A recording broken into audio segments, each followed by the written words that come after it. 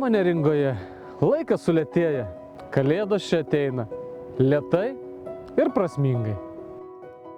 Praėję metai buvo įvairūs, kupini įvairių įvykių, kurie liks atmintyje ir mūsų širdise. Tegul kalėdos primena mums tai, kas svarbiausia, atneša vidinę ramybę ir rūpestį vienai kitais. Juk Neringa ne tik gamta, tai žmonės, kurie čia gyvena. Jie rūpinasi, augina vaikus, kūrė ir puoselėja šį kraštą.